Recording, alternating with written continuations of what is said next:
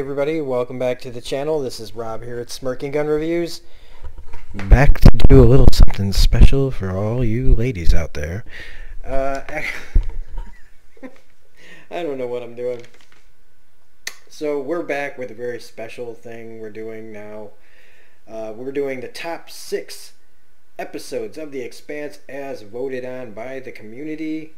We're doing 2 for each season. And so this is really exciting. This is really exciting because I'm very excited for season 4. I know everybody else is too. My only complaint is that they're not dropping them on a weekly basis because now everybody's going to binge it and I'm not. And that's going to cost me views, that's going to cost me subs, that's going to cost me likes.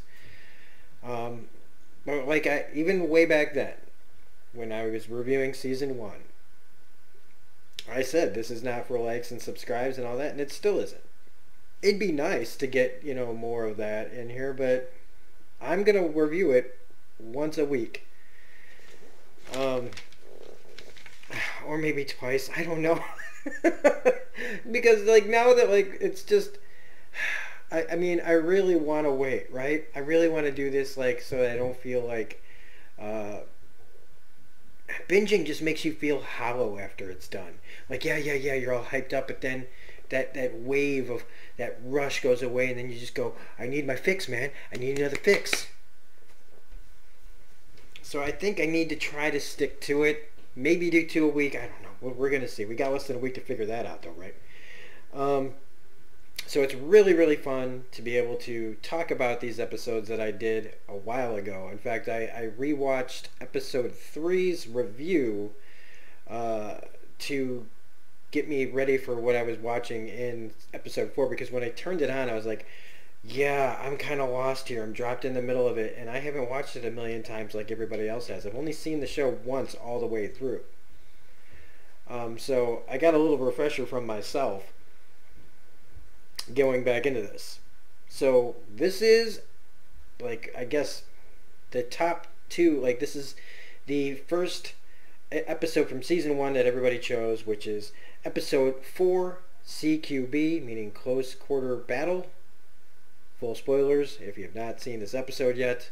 It's fantastic, and I should be, thought I had this like going on before in the background while I was talking. So, alright. This is what everybody chose for season 1's first episode. Let's get into it. Alright, so this video though almost got delayed because of this awful commercial that Amazon plays commercials before their shows now, as if you don't already pay for the service enough, right? Now they have commercials before, you know, their shows, other stuff, man. If they were playing like fucking Pepsi commercials or something, I'd be like, screw you, Amazon. But I'm already kind of saying like, screw you, Amazon, because I wanted to turn the TV off after watching this commercial, because I had some commercial for some awful pop singer who, I don't even know who this person is. Casey Musgraves? I don't know who that is. I don't want to know who that is. I just can tell she's some pop singer. Made me want to turn off like some Christmas holiday special before I'm trying to get ready to watch a sci-fi show, and they want me to watch her sing songs with James Corden and shit. So this, I really did. I was going to just go read a book, man. I have comic books here I was going to catch up on rather than do this, because it really took the wind out of my sails for a second. But we powered through. We powered through. So we jump right into with Miller on Sirius Station, where he's looking over the body of Busy Batico, who's dead. And he was the person who had a date with Julie Mao on their little dating app. And so he's investigating his death and the connection to Julie Mao. I like that the doctor talks about life expectancy. But on Earth and on Mars, people are like living to be 123 and 130 years old. I'm like, okay, I'm ready for the future then. 123 years old? Sweet. But life expectancy on Sirius Station is like 68. So, yeah. you do the math. No wonder people, dream of Earth and Mars and oceans. Yeah. But it takes a certain kind of person to be able to do what they do and living out in the belt, and I do have respect for it. They're the working class people. They're my kind of people. But I also would rather live on Earth and live to be 123 years old. Sorry. um, but we also now we go to the Donager, who is the big Mars ship that picked up Holden and the crew. And in the last episode, they were all separated and interrogated. And Holden's now talking to them. Amada and Shed and Alex and Amos, they're all kind of speculating on what Holden's doing. Pretty much the consensus is that Holden's making his own plans and his own deal to get out of this. This is all like very new in the show. So remember, it's like the camp blows up at the end of the first episode. We're only on episode 4. They haven't even gotten on their own. But this is a huge episode. I noticed that in my views for season 1, this was I think the highest reviewed or watched episode. So they're trying to convince Holden that Amada is OPA. She's like the best liar out of everybody here. And that the Donager basically is taking the blame for what happened to the cant. So they need him to recant the cant thing. Recant the remember the cant slogan. But this is when the stealth ships show up. And I can see why this is a lot of people's favorite episode, one of their favorite episodes. Sorry. I'm in a very uncomfortable chair. I'm trying to make myself comfortable. So they go into battle mode. The lighting turns on. Everybody, Amos and Alex and them are all like, we need to strap in because these ships aren't messing around. And they're not. But the Donager crew has, well, first off, they're in this huge, massive ship. And it's a big warship. It's the biggest warship. So they don't think anything is going to, they're cocky. But while the captain, she's seen combat. I'm sitting right in front of a lot of the action. Hi. Maybe I should move over just a skosh, right? Yeah, let's do that a little bit. Yeah, you guys can see, whatever. It's just props. So all this starts happening. They're cocky, but most of the crew has only done simulations on stuff. So really everything that they see is new. They just only know what they know. All the different things that they've simulated. They have not simulated being attacked by a bunch of crazy new tech stealth ships. And man, the people who made this stuff, their secrets and everything is just, they're taking everybody. They're taking the whole galaxy by surprise. And Avasarala, she's on Earth and she's already apprised of everything that's going on. She can see the fight kind of happening as it's going on. So she's already freaking out. She's chilling on the roof though, watching, I don't know what's going on in that sky, man, but she picked the perfect night because, man, not only are there little things coming down, but there's things exploding up there. That's crazy. She does make this little comment that I liked about, I worry about people who throw rocks. Yeah, because eventually they have to land on something. They also have this guy Lopez, who, for some reason, is attacking Holden. I think it's really for exposition's sake, to get more of the story across about the relationships between Earthers and Martians. That the Earthers, they want everything for free. They want free water. They want free air, that's what we have right now. So I guess in the future maybe we have to fight for it. Again, remember, this is the second time watching this. So I really wish that I had made the time to just rewatch the entire show, but with my schedule, I couldn't do it without sacrificing other content for that other people watch. But the Martians, they're more like we go out there, we went out into space and we worked for it, we earned all this stuff. Which, yeah, there's something to be said for both, really. But he's saying, I can't wait till we see like oceans on Mars and things like that. It's easy to say one is worse than the other, and oh, these people take things for granted and everything, but it's all a matter of perspective. These people are born out there. They don't know any other way, so they're just, everything they're told, a lot of this is propaganda, you know what I mean? Like, if people just kind of stepped outside of it, they'd maybe see, each other's side of things. I don't know. I'm trying to be diplomatic about it. And Doniger, they're cocky. They start this fight, and they're like, yeah, this is cool, but like the one guy's like, you know what, starting to see stuff that we've never seen before, and then these guys start busting out tech that little ships don't have, like rail guns. Like, how did they even do that? Like, this is talking about shrinking all this advanced tech down to fit these ships and make it still highly functionable and lethal. Miller then, we get back to Miller. Miller. Thomas Jane. I'm thinking about giving another one of these away for the contest for season 4, by the way. Let me know what you guys think of that idea. He finds the place where Busy Batico lived. And we find out that Busy Batico is not who he's looking for. Busy Batico is a slingshotter. He's one of those guys that looks like one of the guys out of The Fifth Element, that guy who was standing outside of Bruce Willis's door, like going like, you like my head? One of these intense, like geeked out, freaking mentally fried people like, hey! And he's in a ship trying to slingshot around, and he dies. And then they're like, yeah, now he's dead. The guy you're looking for that's in this picture, he doesn't exist. That's not his name. So the connections that Miller is trying to make keep running into dead ends and lies and secrets and more things compounding on why is this guy connected to Julie Mao?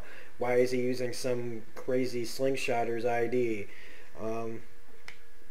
And again, the more, like, I remember when I was watching my review, like, saying how, man, Miller's not going to stick around too long. He's probably going to die. I love watching that part. So we then jump to Tycho Station, or Tycho Station, however you want to pronounce it, with Fred Johnson, played by Chad Coleman. Chad Coleman. And the Mormons, the ship that he's building for them. And I mean, I'm already now like flash forwarding into future seasons and what to expect here. So he's been building this big ass Mormon ship, even with the cross, I think, that's on the top of it, which is just priceless. I mean, seriously. And it also makes me think of South Park and how they deal with the Mormons. And I just keep thinking, of course, it's the Mormons. Like, remember, I think it was it the Mormons that got it right in the South Park universe when they go to heaven? And they're like, they're the ones who got closest or something like that. And it's just, of course, the Mormons are out there trying to knock on the proverbial doors of the galaxy to spread the good word of Jesus Marimba. God, that was a Batman 1989 reference just then. So they find out that he's got ties to OPA, and they want to remove him as the main guy running things to build their ship. But he's like, well, history doesn't, like, an organized religion, you guys have a few strikes on yourself as well. Like, yeah, the Crusades, basically everything. How many people have died over religion over the years, and they're gonna be mad that he's tied with some people? Yeah, but that tracks, that kind of rationality. But he tells them that, well, yeah, you can remove me. Go ahead, you remove me. All I can say is that the workers and the reliability of this ship, and maybe you're out there in the middle of nowhere, and if this thing fucking blows up, be a shame if that were to happen, wouldn't it? So they basically tell him, hey, just keep doing what you're doing, meaning you're not going to get fired because we need this to work. But he tells them to leave. After he just tells them, like, you can keep your job for now, he tells them that all the Mormons have to get off the ship because they need to calibrate things, and that he wants all the sensors on the ship to be pointed at the Donager. So, Fred Johnson's all about keeping apprised of what's going on with the Donager too. Like, the whole galaxy is kind of watching this play out because the Donager is the one that's getting blamed right now for the Canterbury. And so a lot of people's minds are going to get made up by how this kind of all settles out. So we get the CQB close quarter battle that they talk about. And Holden then, he recognizes the stealth ships. Telling them, like, I've seen these guys before. And Lopez is finally starting to realize that, Holden might not be as bad as he thinks. Like, this guy could be doing anything right now, and he's trying to help. Cut to Alex, Shed, Amos, and Naomi starting to lose it because they can hear the fight going on and they can't do anything about it. Alex, who in this episode has not found his confidence, is not the Alex we know yet. Right now he's just the guy who survived the Canterbury and is just trying to survive every single second. So he's really losing it. And Shed, he pulls out this what looks like a joint to me, and he's like, hey man, cool it down, hey, here, take this. And we just hear this like and I remember the first time going, what is that? Everybody's eyes get all crazy and I'm like, what? And I love that we get this cool pan around all the way around where everybody's kind of looking as slowly to see what happens, and they get back to Shed. And Shed, he ain't got no head. I didn't mean to rhyme. Or did I? I don't know. Probably not. I never know what I'm going to say half the time. I've got notes, though, so I just go off of these and then I improvise. So yeah, Shed don't have a fucking head. And it's gone, and I love it. The blood going out. Now, I would have thought, and I can't remember if we talked about this in the original review because I haven't rewatched it, but with the pressure, wouldn't they all go flying like right towards the door like the Alien and Alien Resurrection, or just like thump, getting pulled out by its guts? Or, I mean, if they're sitting, fine. But they're up moving around trying to get the thing sealed.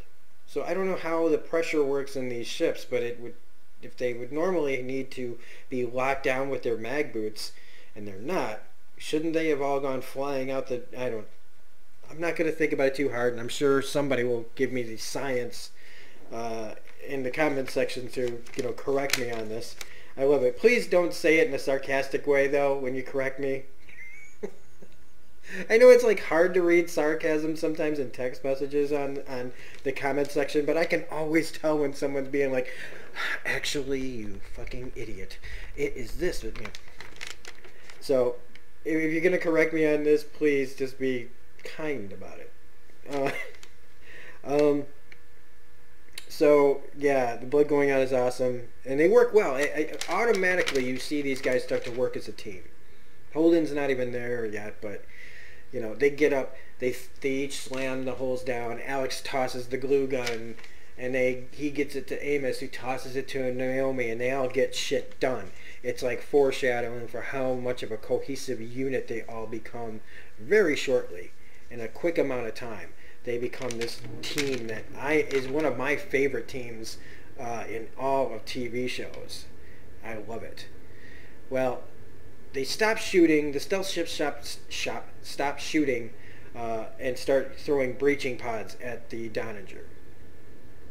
And at this point, the captain realizes they're trying to blame Mars for everything by taking the Donager out. No witnesses, like the Canterbury. So, whoever's doing all this is trying to make sure. It's like they've orchestrated all these things to happen so that an Earth-Mars war happens. And they're using this advanced technology to get it done, and no matter who gets in the way, nobody can find out the truth. It's the same thing when they talked about the Phoebe station and what the hell happened there. Like all these things. I mean, and what I love about this is that we're thinking how many people are involved in this and blah blah blah. And I don't want to get too far to the future as I talk about this. It's hard not to, because when you know where things are headed. Well, the captain says that we got to get Holden out of here because he's the only one who can prove that we didn't do it, that Mars didn't do this. Because if we just say it, they're just gonna be like, yeah, you'll say anything. But they need the guy who said, remember the can't, to be able to say, I was there on the Donninger, it wasn't them. And they're screwed. They're basically getting ready to go. Meanwhile, Alex and Naomi and Amos have to decide on how to get the air conserved for how many people they have. And since Amos says, you can't, to Alex, you can't carry me, I can carry you, and we need Naomi because basically she's the brains here. And so we're about to see a guy's head get blown off, by the way, behind us without seeing it. So Alex takes the sedative and puts himself out so that everybody else will be able to breathe a little bit longer because they basically think they're dead. There's no reason to think that anybody's coming to save them. They also don't even think Holden's coming back for them. So he takes the sedative, and having to look at poor Shed's corpse here all the time is not helping the situation. I also love when the air pressure comes back on and all the blood just goes like right down. And yeah, and if this video doesn't tell you anything else, like, this isn't for kids. This episode, these videos I make aren't for kids, so Kappa can like suck it. Everybody's freaking out about Kappa. She says didn't get to say goodbye to who? That's one of those lines that I don't remember what that's about. If it was to Shed or if it's for somebody that's coming up. I think it's for somebody that's coming up, but it doesn't matter. Literally, that's what she says too. So these guys come onto the ship. They've got a massive tech advantage over the Donninger people. It's just insane. Like, they're immediately overrun by these people. They can just, their guns are way better. And Holden bails. Because why? Why not? He's got to make it out of there. But Miller, going back to Sirius Station, Miller finds out that this guy that's pretending to be Busy Bataki has a ID spoofer mod. In fact, this guy is all sorts of modded out. Like, this guy is like a video game character, like a cyborg, like a Reaver from like fucking X-Men, where he's just got all these extra things put on him and in him. And one of those things is a memory crypt, and I love how he goes like digging into the guy's leg to find it. It's really great. But when they get it out, they find out that this memory crypt has government files on it, and that this guy's a data broker. So whatever knowledge he was accruing got him killed. And that makes you go, okay, well then, how was he connected to Julie Mao? So Miller, meanwhile, he's trying to get a hold of Havelock, he doesn't know that he took the harpoon in the fucking chest in the episode prior. But he's in an alley, and I wanted to say alley. I'm saying it now, but I mean, when you see the scene, you just go, yeah, he's found in an alley. But I don't know what you call like a section of a ship where there's just nobody goes to, or nobody's gonna find you. Just some air corridor, some sub corridor where nobody goes, and he's just laying there with a harpoon in his chest, and he's still alive. And I mean, again, I'm going back to my old review where I'm like, I completely said this guy's dead. Like, he had a Game of Thrones moment where this guy, you take a harpoon in the chest, you're dead. But this guy's still alive somehow. So after the fighting dies down here on the Donninger, Holden peeks his head out and sees like people dead everywhere. Everybody's gone down. Their side and these new guys, they've been taken down too. They find one that's kind of alive, but he doesn't give them anything. He just says, soon we'll all be dead. So that's a very important thing to remember, is that this guy didn't even think that his people were going to make it from whatever they're doing. And then that takes you all the way back to episode 1 with like whatever the hell was inside the scapulae. that what it was called, I think? So Holden finds his crew, though, and they say that, well, you guys can get out of here, but you have to testify. All of you have to testify that the Mars had nothing to do with this. That's the price of their release. And that we find out the Phoebe station was destroyed, basically covering something up. Again, like someone is covering their tracks and killing all the loose ends that are about this project that they've been working on. Everything all goes back to this proto-molecule that, I mean, if we, come on, I guess if you're watching this, you've probably seen the whole series, and I should be not too afraid to talk about spoilers, but it all goes back to that. And all the work that they're doing to cover this up is just crazy.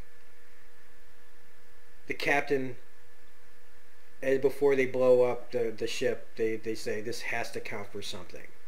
So they're trying to hold off these pods, you know, the breaching pod people, the invading force that's on the ship, get as many of them on there as possible and get Holden and his crew off the ship as long as it takes for them to get away before they scuttle the ship. I like how they put that, like scuttle, like it's just like turning it off or something, when really it's like kaboom. So they have to run the gauntlet, and it's a big ass firefight. The ship is there. It's really impressive. When Amada is and Holden, the air pressure gets lost, and then Holden like kind of does a jump and kicks Amada ahead, and you're like, what are you doing?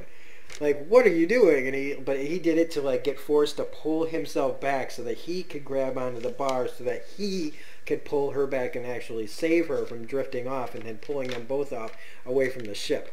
It was fucking genius. Just awesome. And so they get inside, and Lopez makes it in too. He's taken some shots as well. He took like a freaking missile, it looked like, shot right almost at his chest. And they're all getting there. He gives them control over the ship. He does it over the computer. So now the ship is theirs for real. This is the introduction to the Rocinante. This is their ship. It's not called the Rossi yet, but this is how they get the ship. This is how Alex becomes the pilot. I love when he's like telling Holden, like, hey man, I don't think I'm... Get us out of here! You got it, boss! And so they have this amazing ship inside another ship gunfight with all the rail guns and stuff, or whatever they are. It's just really, really awesome. They're just, boom, just demolishing the place from the inside out as they blast their way out. And they hit the freaking engines to take off, so they can get far enough away so that the Donninger finally puts the self-destruct in place and everything gets blown to hell. And Alex, you know, finally becomes the pilot that he's going, you know, he starts to become the pilot that he's going to become. Like, he's, in this episode, he finds that back in him. What he used to be, he gets it back in this flight out. You can see it change in him as he gets excited about it. I'm doing it. I'm really doing it. And it's really cool to see this man suddenly become something else, something that he was, and rediscovering his abilities. And that's like how the episode ends. I mean, there's a couple of nice lines in there from Lopez who says, I would have liked to have seen an ocean on Mars. And then the captain of the Donninger saying, I didn't think we could lose. And so that's CQB, man, and it is an amazing episode. To just drop myself back in here. This isn't like dropping myself at the beginning of Doctor Who with no kind of, you know, past knowledge. This is like kind of, but like if this was just on randomly and I stopped to watch it. But it's really good. I can see why it's a lot of people's up there in their favorites of season 1 or of all time. It's really awesome to talk about it with you guys. So hopefully this, you know, gets you hyped up. So hopefully when you guys see this, you'll want to watch the episode and then watch this review again, or maybe watch the old one and then watch this one, or however you choose to do it. Otherwise, this was really fun, and I can't wait to talk about what we're doing next. I believe it's episode 9 from season 1. That was the second one chosen, so that'll be episode 5 of the 6. So, but if you like this review of CQB, the number 6 spot here on our Expanse countdown to Season 4. Please hit the like button. If you are not already a subscriber, please become a subscriber. It helps making decisions to do little things like this a lot easier to do when you know that there are people helping your channel grow when you do things like this. Share these videos with other people that like the Expanse. Hit the bell for all notifications, all that kind of stuff. You can find me on Twitter at reviews_gun. Also, if you feel like donating to the channel, we have a PayPal. It's paypal.me/smirkinggunreviews. You can go to the Patreon page and see if you want to be a part of that. That's a whole different other thing. But otherwise, this is Rob at Smirking Gun Reviews saying we're going to be back shortly with number 5 on the list. I don't remember what it's called. We'll find out, or I'll find out again, and we'll watch it again together as we get ready for the Expanse Season 4. So remember, everybody, doors and corners, and we'll see you on the next video. Bye.